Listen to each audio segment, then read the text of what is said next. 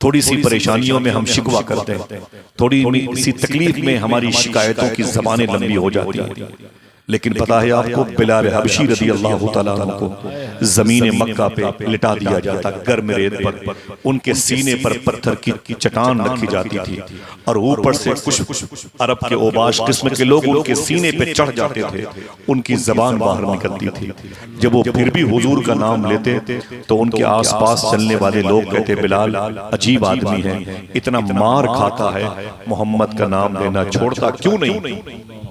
इतनी चोट तुझे पहुंचती है फिर भी हुजूर का नाम लेता है, अरे कलमा क्यों नहीं छोड़ देता? तो बिलाल हबशी कहते थे, जब तुम बाजार जाते हो, जब एक पतीली खरीदते हो तो उसे ठोंक बजा के खरीदते हो, मुझे भी अल्लाह ने खरीदा है तो ठोंक बजाया जाऊंगा। हम रसूलुल्लाह के जन्नत रसूलुल्लाह की जब ये विर्द करेंगे तस्बीह पर, उससे पहले आजमाइशें होगी कि नहीं? बोलो भाई, जरा सी आजमाइश पर आप इतना वावेला, हम इतने वावेला करने वालों में शामिल हो जाते हैं। हम पर जुल्म हो रहा है, हम पर इस कदर शिकंजे कसे जा रहे हैं, दुनिया की जमीन हम पर तंग होती जा रही है। आगे क्या है मालूम है? अल्लाह कहता है, हम जरूर जरूर तुम्हें आजमाएंगे। सुनना गौर से, आजमाइश का तरीका क्या होगा? अल्लाह कहता है, कभी डरा के धमका के आजमाएंगे। तवज्जो है, सुन ले, 20 साल के बाद ये उर्दू इतनी आसानी से नहीं बोली जाएगी। हाँ, समझ रहे हैं आप, हकीकत बात है, इतनी आसानी से उर्दू नहीं बोली जाएगी। अगर कोई बहुत आसानी से बात करेगा तो उमर शरीफ के और कपिल शर्मा के ड्रामे सुनाएगा मुहर्रम के महीने में। मैं इसलिए चाहता हूं कि थोड़ा सा दीन सीख लें, अपने आप को हुजूर के करीब करें। आप ईमान वाले हैं तो आजमाइशों पे घबराए मत। क्या कहा अल्लाह ने? आजमाइश का तरीका क्या होगा? ये नहीं कि बिजली का बिल ज्यादा आ जाएगा, ये नहीं कि आपके लिबास महंगे हो जाएंगे। अल्लाह कहता है, हम तुम्हें जरूर जरूर आजमाएंगे। आजमाइश का तरीका क्या होगा? अल्लाह कहता है, तुम्हें डराएंगे, धमकाएंगे, डरा के धमका के तुम्हारी आजमाइश होगी। इसके बाद अल्लाह क्या कहता है मालूम है? वल्जू, तुम्हें भूख से आजमाएंगे। तवज्जो है मेरी? फिर बताओ अल्लाह ने किससे कहा? क्या कहा? भूख से आजमाएंगे। भूख किसे कहते हैं? पूछे डॉक्टर साहब से। चाहे किसी को पिस्टल से शूट करें, AK-47 राइफल से, किसी को कोई जहर देके मारे, किसी को टॉर्चर करके मारे। साइंस कहती है कि दुनिया में सबसे डेंजर मौत अगर कोई है तो भूख की होती है। साइंस कहती है दुनिया में सबसे दर्दनाक मौत अगर किसी की होती है तो भूख की होती है। जब आजमाइशों में आप आए तो आपने और हमने चीखना शुरू कर दिया। बताऊं कैसों की भूख से आजमाइश हुई है। ये मक्का शरीफ और मक्के में काबा और काबे शरीफ से 7 किलोमीटर के फासले पर मिना है और मिना के आगे मुजदलफा है, मुजदलफा के आगे अरफात है, अरफात से आधे घंटे का फासला है गदीर खुम का, जहां हुजूर ने अली का हाथ पकड़ के फरमाया था, जिसका मैं मौला उसका अली मौला। तो ये काबा है और काबे से 7 किलोमीटर के फासले पर मीना की वादी है। इस दरमियान में 7 किलोमीटर वादी में 60 नबियों की गायबाना तौर पर मज़ारात मुबारका हैं। ये वो नबी हैं जिनकी मौतें भूख की वजह से हुई। समझ रहे मेरी बात? बहनों तुम भी सुनना, एक वक्त की रोटी ससुराल में न मिले ना तो तलाक की नौबत आ रही है। हम क्या ख्वाब ईमान बचा के जाएंगे दुनिया से? एक बोटी कम पड़ जाए तो बारात वापस चली आ जाए। शीरमाल के टेबल पे न होने से लाठियां चल गई। उन्हें पता ही नहीं है कि अल्लाह ने कहा है कि तुम आजमाए जाओगे। हम आजमाइश से इतने घबरा गए, लेकिन ये कहते रहे कि हम रसूलुल्लाह के जन्नत रसूलुल्लाह। नारा तो ये लगा रहे थे और जब आजमाइश आई तो हमारा शिकवा हो गया। आज मालूम है इमाम जाफर सादिक, इमाम जाफर सादिक ये कौन है मालूम है? इनके अब्बू का नाम है इमाम बाकिर। इमाम बाकिर बेटे हैं इमाम ज़ैनुल आबिदीन के। देखना कितनी देर के बाद आप सुभान अल्लाह कहते हैं। इमाम जाफर सादिक के अब्बू का नाम इमाम बाकिर, इमाम बाकिर के अब्बू का नाम इमाम ज़ैनुल आबिदीन, इमाम ज़ैनुल आबिदीन बेटे हैं इमाम हुसैन के, इमाम हुसैन भाई हैं इमाम हसन के, इमाम हसन बेटे हैं मौला अली के, और मौला अली शौहर हैं मखदूमा फातिमा के, और मखदूमा फातिमा बेटी हैं रसूलों के सरदार। इतना करीब का रिश्ता है हुजूर से इमाम जाफर सादिक। इनसे किसी ने कहा था ये शख्स क्यों तड़प के मर रहा है? आपने फरमाया इसे भूख लगी है, इसे कुछ खिलाओ, जिंदा हो जाएगा। जब वो खा चुका तो लोगों ने इमाम जाफर सादिक से कहा हुजूर दुआ कर दो, अब किसी को भूख की वजह से मौत ना आए, इसे सोने के कलम से लिख लेना। इमाम जाफर सादिक ने रो के कहा था कि ताज्जुब यह है कि आज लोग भूख की वजह से मर रहे हैं, कयामत की निशानियों में एक निशानी ये भी होगी, लोग ज्यादा खा के मरेंगे। सही है कि नहीं भाई? ये इमाम जाफर सादिक। माफी चाहता हूँ, जरा सी आजमाइशों पे हम दीन से दस्तबरदार हो जाते हैं। इमाम को भगाने के लिए उनकी तनख्वाहों को कम कर देते हैं। मोहल्ले के बूढ़े लोग जो मस्जिद को आबाद करते ना, उनकी लाठियां गायब कर देते हैं। नमाज पढ़ने के लिए गए और चश्मा रख के वजू किया तो बच्चे इतने ओबाश किस्म के हैं कि उनके चश्मे को निकाल के बाहर फेंक देंगे। इस्तिंजा खाने में गए तो लोटे का पानी गिरा देंगे। उन्हें क्या पता कि दीन कैसे फैला है। इन्हीं इमाम जाफर सादिक से पूछा गया इतनी कम उम्र में तुम्हारे दादा तुम्हारे नाना का दीन कैसे फैल गया? तो इमाम जाफर सादिक ने कहा था आज के इस दौर में इमाम पर सारी जिम्मेदारी है दीन फैलाने की। पहले के दौर में ये नहीं था। मिसाल के तौर पर अखबार बेचने वाले भी दीन फैलाते थे, जूतों में पालिश करने वाले भी दीन फैलाते थे, टेम्पो और ये तांगा चलाने वाले भी दीन फैलाते थे। समझ रहे? टेलर मास्टर भी दीन फैलाता था, जो खैयात का काम करता था, मिलजुल करके दीन फैलाते थे। फिर इमाम जाफर सादिक ने क्या कहा? एक मिसाल दी साहिबो, इसे भूलना नहीं। इमाम जाफर सादिक कहते हैं पहले के दौर में एक गरीब मजदूर मुसलमान 5 दिन मजदूरी करता था और पर डे 100 रुपए के हिसाब से कितने हुए? ऊंची बोले भाई। 500 रुपए हुए। मिसाल के तौर पर इमाम जाफर सादिक फरमाते हैं 500 रुपए मजदूरी हुए। मजदूरी मिली उसको 5 दिन में। वो 500 रुपए की मजदूरी लाता और 200 रुपए राशन लेकर के अपने घर में जाता। कितने बचे? 300। कितने? 100 रुपए अपनी बीवी को देता। अब कितने बचे? 200। अब सुनना साहिबो, भूलना नहीं वरना भुला दिए जाओगे। इमाम जाफर सादिक फरमाते हैं 500 में 200 के राशन पानी, तेल नमक दाल चावल और 100 रुपए बीवी के खर्च और 200 रुपए अपनी जेब में रख के 6वें दिन शहर के उस चौराहे पर जाते थे जहां पर मजदूर खड़े होते थे। फिर उन मजदूरों में से 2 मजदूर को बुलाते थे। वो कहते काम क्या है? कहते घर चलो तो बताता हूँ। 2 मजदूर को घर लेके आते थे और घर में लाने के बाद उन्हें सुबह से शाम तक मदीने वाले का दीन सिखाते थे और शाम को कलमा पढ़ा के 100 रुपए मजदूरी दे के वापस। सुभान अल्लाह। हाथ जोड़ता हूँ, आइए मिलजुल के दीन की बात करें। मिलजुल के दीन की बात करें। यही वजह है कि सबसे छोटी उम्र में सबसे ज्यादा फैला हुआ नेटवर्क अगर किसी का है तो मजहब इस्लाम है। लेकिन वो मजहब इस्लाम नहीं जो हमारे पास है, वो जो गरीब नवाज के पास, वो जो सरकार मदार आजम के पास था, वो जो हुजूर मुफ्ती आजम हिंद वारिस पाक सरकार मखदूम सिमना के पास। समझे? हमने देखा इन बुजुर्गों को जमीनी खिदमात पर चलने वाले लोगों की शिकम सेरी का इंतजाम करते हुए, समझ रहे हैं? तो इमाम जाफर सादिक का ये कौल है, आप इसे याद रखिए। आज के इस दौर में लोग भूखे मरते हैं, लेकिन मैदान क़यामत की आने से पहले जो अलामात क़यामत है, निशानियां हैं, उनमें एक निशानी ये होगी कि ज्यादा खा के मरेंगे लोग। क्यों? पहले के दौर में लोग खिला खिला के खाते थे, अब दिखा दिखा के खाते हैं। अल्लाह अकबर। यही वजह है कि फ्रीज में सारे सामान सड़ गए। घर के लोगों के लिए डॉक्टर ने कहा शुगर पेशेंट खाया मत करो। झाड़ू पोछा लगाने वाली औरत उसे देखती रही और पता चला कि न उसे मिला न घर वालों को मिला।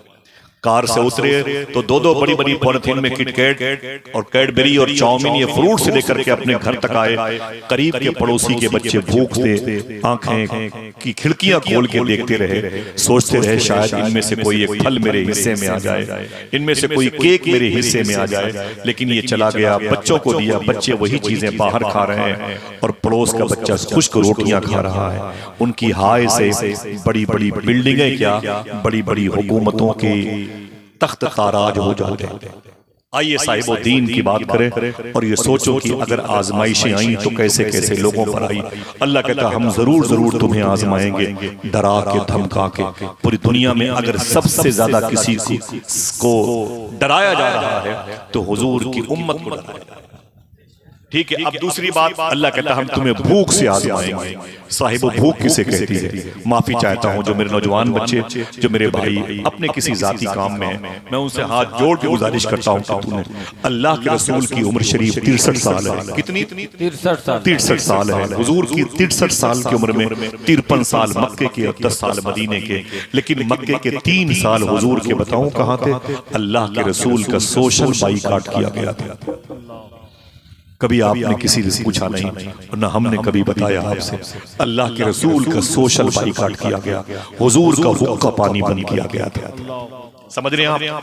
अल्लाह के रसूल का हुक्का पानी बंद किया गया।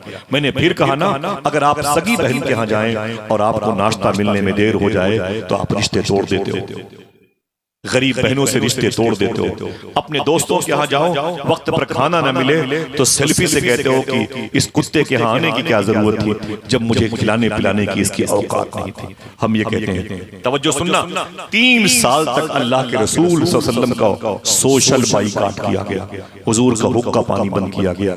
ये मक्का शरीफ में काबा शरीफ है और काबे शरीफ के दाएं तरफ ये जबल अबू कुबैस है और उसके आगे हुजूर की पैदाइश का वो मुबारक एरिया है। पीछे एक कुबरी है, एक सुरंग है जो मिना मुज़दलिफा अरफात की तरफ जाती है। उसी के बाएं एक घाटी थी जिसको शेबे अबी तालिब कहा जाता था। इस घाटी में अल्लाह के रसूल को 3 साल के लिए कैद किया गया था।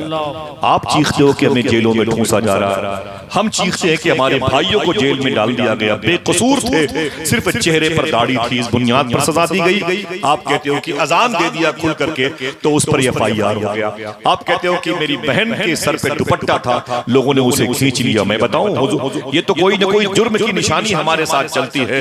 अल्लाह के रसूल सल्लल्लाहु अलैहि वसल्लम के सहाबा का जुर्म क्या था? यही जुर्म था कि उनके दिल में हुजूर की मोहब्बत थी। उसी घाटी में हुजूर को, हुजूर के गुलामों को 3 साल के लिए कैद करना।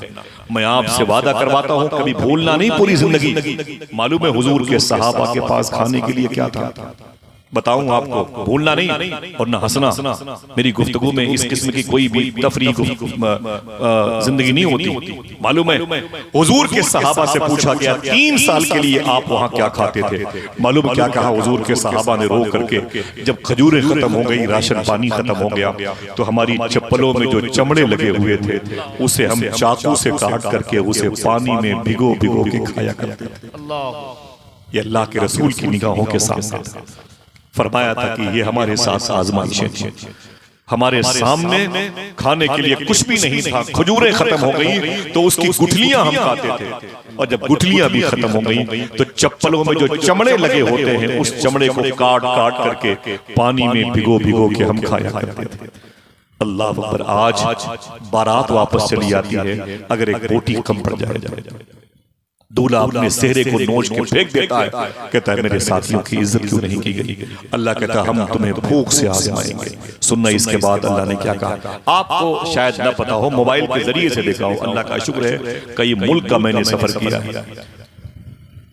मैंने उजड़ते हुए बगदाद को भी देखा, ईरान को भी देखा, बहुत सफर किया मैंने इराक और ईरान का। हुजूर गौस पाक की बारगाह में, उनकी अम्मी जान की बारगाह में 18 लाख मुसलमान मार दिए गए।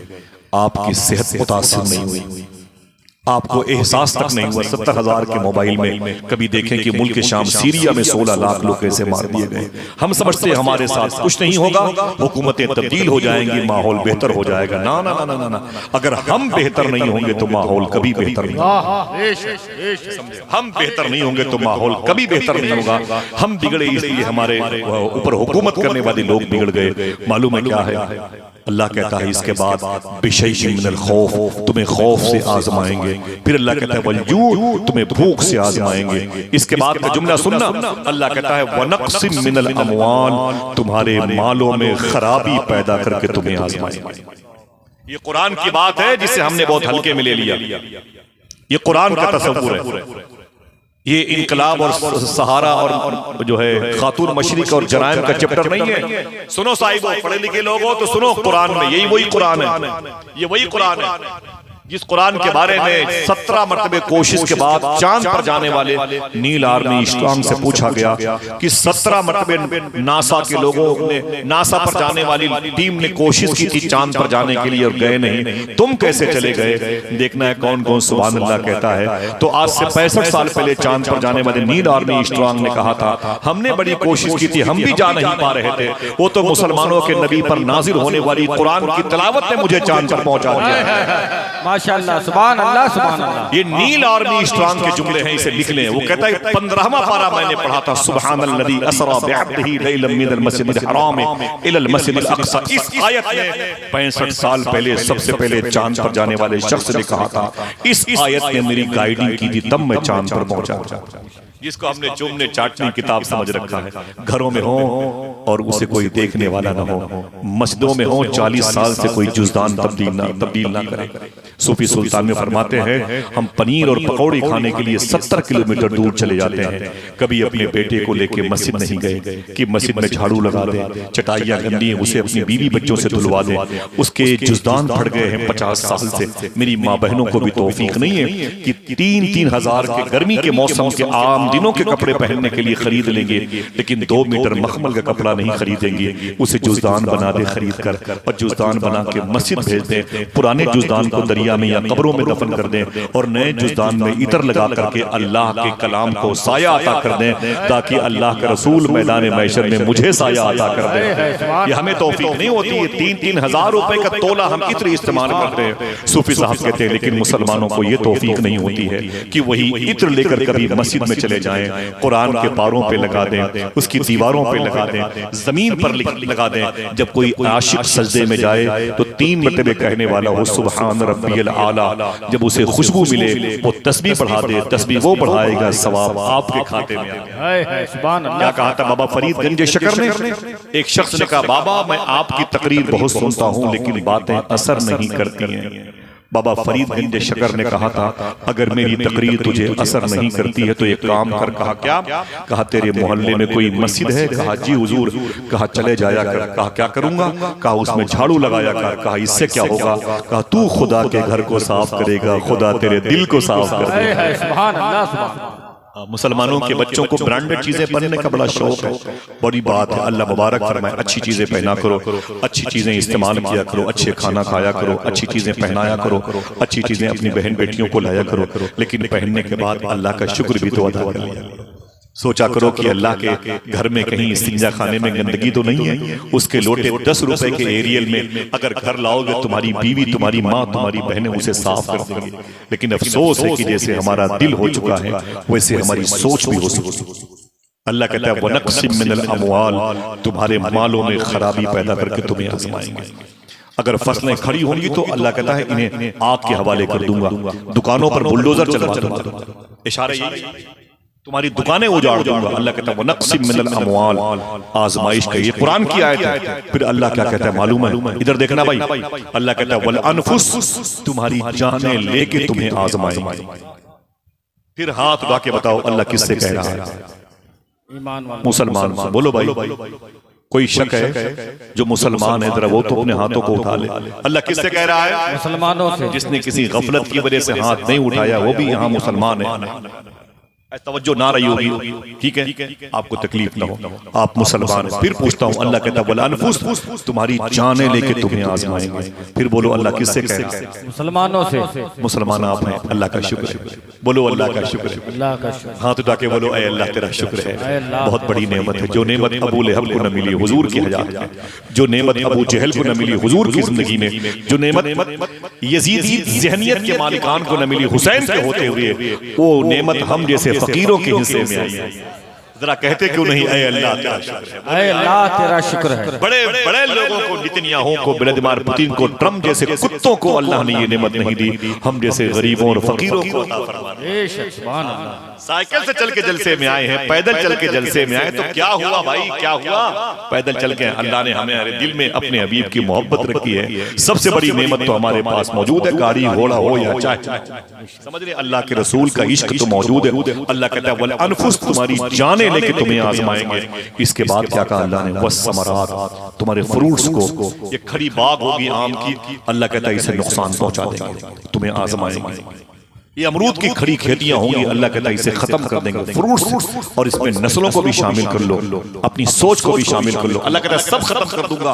वदनबलुवन्नकुम बिशैइन मिनल खौफ वल जू व नक्सिम मिनल अमवाल, तुम्हारे मालों में खराबी, वल अनफुस, तुम्हारी जानें लेकर के, व समरात, तुम्हारे फ्रूट्स को नुकसान पहुंचा के हम जरूर तुम्हें आजमाएंगे। और अगर आजमाइश में कामयाब हो गए तो अल्लाह कहता है वबश्शिरी साबिरीन, सब्र करने वालों के लिए इनाम ही इनाम, सुभान अल्लाह, सब्र करने वालों के लिए बशारतें ही बशारतें हैं। आप मुझसे कहते हो हम ही कुरान पढ़े, हम ही आजमाइश में, हम ही जलसे में जाएं और हम ही आजमाइश में, हम ही अपने माँ बाप की खिदमत करें, हम ही जेलों में ढूंसे जाएं, हम ही अल्लाह उसके रसूल के घर को आबाद करें, हज उमरा सफर करें, ज़ियारतें करें, यहाँ से अजमेर और कलियर एक कर दें, और हमारी ही बहन बेटियों के सर से दुपट्टे खींचे जाएं। ऐसा हमारे साथ क्यों होता है? हमारे घर में जवान मौतें हो गई, हम कुरान भी रोज पढ़ते फिर भी मौतें होती हैं। साहिबो ये सवाल आपका मेरी नजर में बेहतर नहीं है, और अगर आप कहो नहीं मेरा सवाल बेहतर है तो आइए मैं बताता हूँ कि ये आयत हुजूर पर नाजिल हुई और हुजूर के घर में कितनी आजमाइशें आई हैं। तैयार रहिएगा। अल्लाह के रसूल सल्लल्लाहु अलैहि वसल्लम अपनी माँ के आमीना के पेट में थे, 3 महीने के हुजूर गोद में नहीं थे, माँ के पेट में थे, तब हुजूर के अब्बू का मदीने में इंतकाल हो गया। मेरी बात सुन रहे हैं? मैं माफी चाहता हूँ, गर्मी बहुत ज्यादा अल्लाह की तरफ से, लेकिन डॉक्टर साहब का हुस्न इखलास अल्लाह कबूल फरमाए। मैं कहना क्या चाहता हूँ, अल्लाह के रसूल सल्लल्लाहु अलैहि वसल्लम अपनी माँ के पेट में हैं, अभी हुजूर जमीन पर नहीं आए, अभी तो अपने बाप को देखा भी नहीं, अभी 3 महीने हुए हुजूर अपनी माँ के पेट में आए हुए, और हुजूर के अब्बू का मदीने में इंतकाल हो गया। पैदा होने से पहले हुजूर के अब्बू दुनिया से चले गए। इससे बड़ी आजमाइश क्या होगी बताएं आप? इससे बड़ी आजमाइश क्या होगी? आका करीम सल्लल्लाहु अलैहि वसल्लम के अब्बू के इंतकाल की खबर जब हुजूर की मां अम्मी आमीना को दी गई तो मालूम है आपको, आपने अपने घर को सजा रखे थे। आज मेरा शौहर आएगा, आज मेरे सर का ताज आएगा, आज मेरा सर ताज आएगा। जनाब अब्दुल मुत्तलिब आपके ससुर अब्बू कहते हैं, मैं अपनी बहू के पास गया रोते हुए, तो मेरी बहू ने कहा था, दादा जान, बाबा जान, आप क्यों रो रहे हैं? खानदान के लोग क्यों रो रहे हैं? तो आपने फरमाया, बेटी खुश क्यों है? आपने फरमाया, मेरा शौहर आने वाला है, जनाब अब्दुल्ला आने वाले हैं, मेरे पेट में जिसकी मोहब्बत की निशानी है वो आने वाले हैं, मेरे अब्बू, मेरे शहजादे के अब्बू आने वाले हैं। जनाब अब्दुल मुत्तलिब ने कहा, तेरी खुशी की वजह ये और मेरे रोने की वजह ये है, आमीना भूल जा अपने शौहर को, तेरा शौहर अब कभी नहीं आएगा। कहा क्यों? कहा मदीने में दारे नाबगा मोहल्ले में उसका इंतकाल हो गया। अल्लाह के रसूल की माँ अभी 23 साढ़े 23 साल की है कि जमीन पर गिर पड़ी। तजल्लियात रहमतुल आलमीन में लिखा है, जब आपको होश आया तो आपने एक कलाम लिखा जिसको मरसिया कहते हैं, मरासी कहते हैं। उस कलाम को अगर कोई नर्म तबीयत का इंसान सुन ले तो उसके दिल के टुकड़े टुकड़े हो सकते हैं। तब खानदान की औरतों ने तसल्लियां दी थी, आमीना घबरा मत, परेशान मत हो, जब अकेले तुझे तेरे शौहर की याद आए तो मुझे बताना, हम तेरी दिलजोई के लिए आ जाएंगे, हम तेरी खबरगिरी के लिए आ जाएंगे, हम तेरी तन्हाई को अंजुमन में तब्दील करेंगे। तो अम्मी आमीना ने क्या कहा था? जाओ जाओ, मेरी फिक्र ना करो, मेरी फिक्र ना करो। कहा क्यों? कहा मेरे शौहर ने इंतकाल से पहले मेरे पेट में जो मेरी मोहब्बत की निशानी छोड़ रखी है, जब मक्के वाले सो जाते हैं तो वो निशानी मुझसे चुपके बातें किया करती है। जाओ, मेरी फिक्र ना करो, जाओ। हुजूर की आजमाइश। और बताऊं आपको, और जब अल्लाह के रसूल की उम्र शरीफ 6 साल की हुई, कोई बच्चा है 6 साल का इसमें, वो बिटिया बैठी है मेरी, वो छोटी सी बच्चियां बैठी हैं 2, ये शायद होंगी 6 साल की। इन बच्चियों को मैं स्टेज पे लाऊं और मैं कहूं कि आप देख लो इन बच्चियों की, इन बच्चों की उम्र 6 साल की है। सुनना साहिब, 6 साल की उम्र थी। अल्लाह के रसूल सल्लल्लाहु अलैहि वसल्लम की अपनी माँ के साथ हुजूर ने 470 किलोमीटर का सफर किया था। मक्के से पहली मरतबे हुजूर मदीने शरीफ आए। अब मदीने शरीफ से हुजूर अपनी माँ के साथ वापस मक्के जा रहे थे। दरमियान में पहाड़ी है, उस बेल्ट को बोलते हैं अबवा शरीफ। अबवा शरीफ, उसी बेल्ट पर जब हुजूर पहुंचे अपनी माँ को लेकर के, तो हुजूर की माँ की तबीयत अलील हो गई। अभी उम्र कितनी है हुजूर की? 6 साल।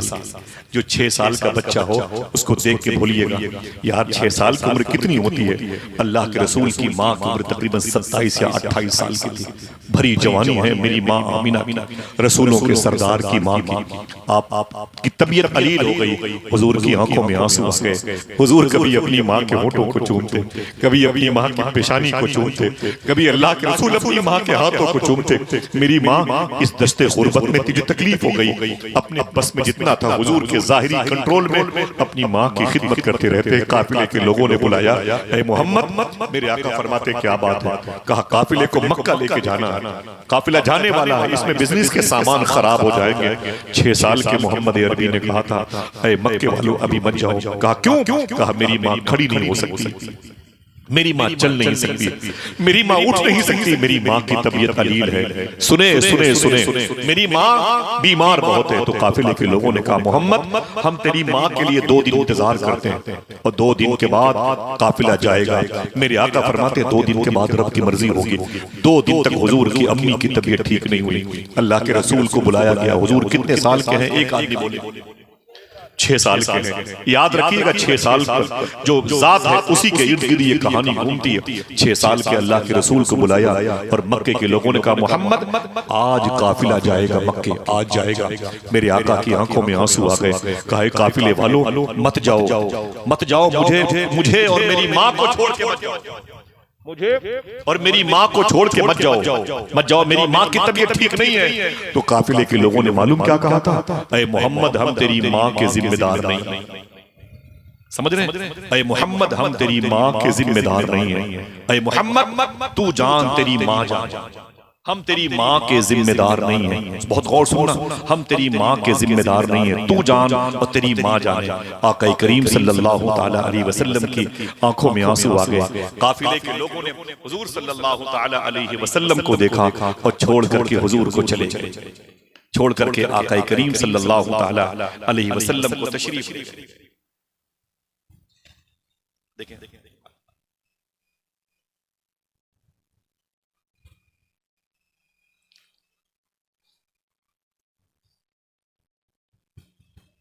बैठे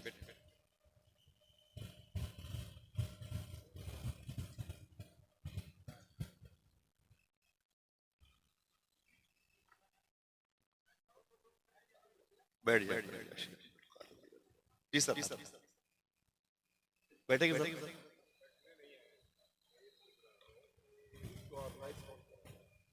देखिए वो डॉक्टर साहब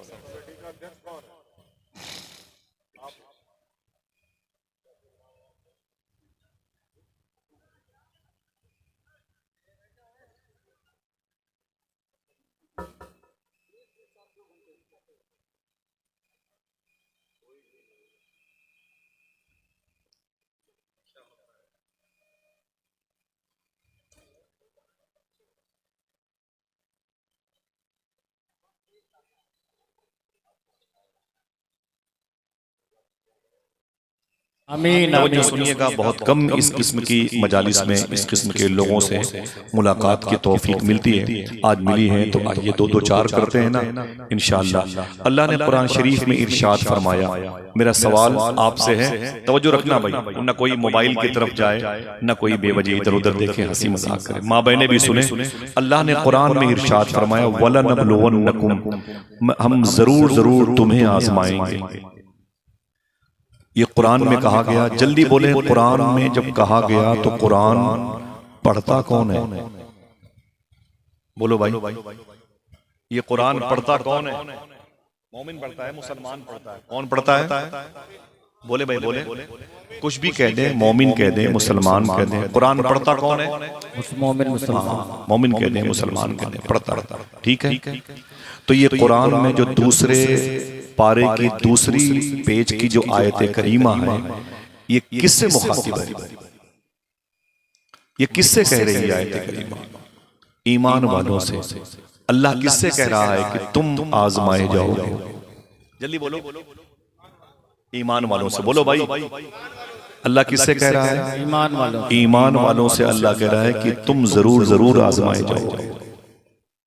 कि इसराइलियों से कह रहा है? नहीं। यहूदियों से कह रहा है? बोलो भाई, बौद्धिज्म से कह रहा है, शजर परस्त से कह रहा है, फलक परस्त से अल्लाह कह रहा है, ना ना ना ना, अल्लाह कहता है उनसे जो कुरान पढ़ते हैं। और कुरान पढ़ता कौन है? तो कहना पड़ेगा कि मोमिन, कलमा पढ़ने वाले कुरान पढ़ते हैं। अब मुझे बताओ कि जब कलमा पढ़ने वाले कुरान पढ़ते हैं तो कुरान क्या कह रहा है कलमा पढ़ने वालों से? कि तुम जरूर जरूर आजमाए जाओगे। किससे कह रहा है? फिर रिवर्स करता हूं, ईमान वालों से। और ईमान वालों में आप शामिल हैं कि नहीं? अल्हम्दुलिल्लाह। जरा हाथों को डाके बोल दो, अय अल्लाह तेरा शुक्र है। अल्लाह तेरा शुक्र। तो अगर थोड़ी सी आजमाइशें आती हैं तो फिर हम हंगामा क्यों करते हैं? थोड़ी सी आजमाइशें आती हैं तो हम ये क्यों कहते हैं कि हम ही नमाज पढ़ें, हम ही पर जुल्म हो? थोड़ी सी आजमाइशें आती हैं तो हम ये क्यों चीखने लगते हैं हमारी ही बेटियां कुरान पढ़ें और उन्हीं के दुपट्टे नोचे जाएं? हम ये क्यों कहते हैं? बैठे रहिए भाई, बैठे रहिए सुकून से सब लोग, बेवजह नहीं, गर्मी की वजह से नहीं, भीड़ भाड़ कहीं और जमा ना करना, ठीक है? बड़ी मुश्किलों में कोई तारीख वगैरह निकाली जाती है, 3-4 महीना पहले की तारीख है और बड़ा मुश्किल काम है इस दौर में सफर करना। तो कहने का मतलब यह है कि अल्लाह कहता है तुम जरूर जरूर आजमाए जाओगे। अल्लाह किससे कह रहा है? मुसलमान। आप मुसलमान हैं तो अल्लाह किससे कह रहा है? आपसे।